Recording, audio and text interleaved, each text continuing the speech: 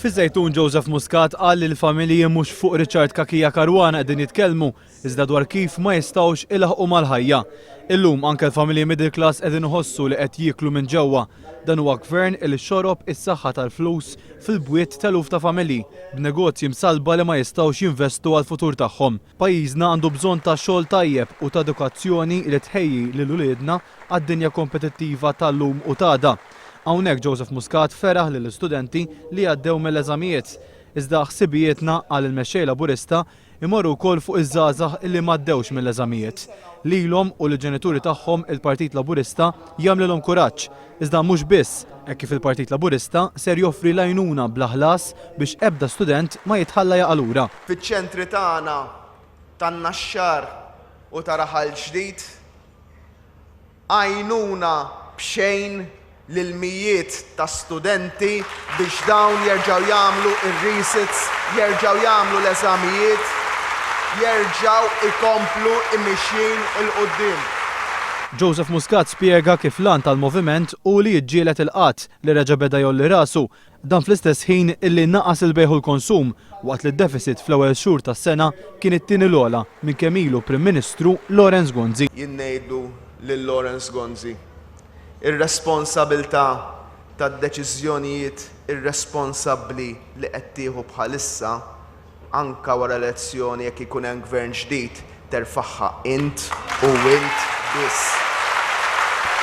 Joseph Muscat qal li n-nazzjonalisti ġenwini m'għadhomx jarfu lill-Partit Nazzjonalista bħala l-partit tagħhom u quddiem dan kollu il-moviment irid juri s-saħħa billi jiftaħ il-bibien tiegħu.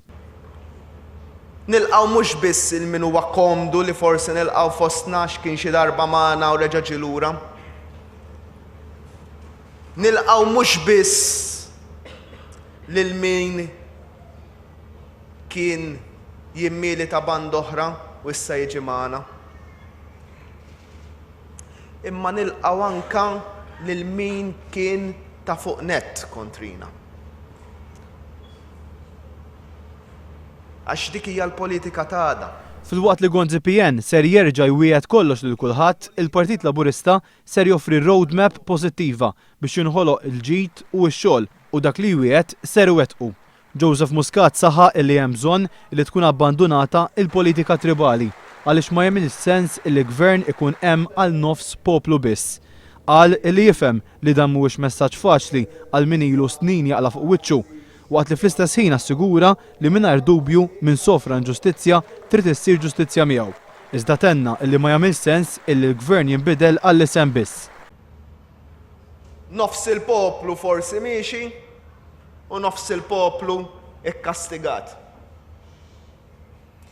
Jekk nagħmlu hekk ħbieb tiegħi, inkun qed nagħmel l-ikbar disservizz illi qatt stajt nagħmel lill-Partit Laburista.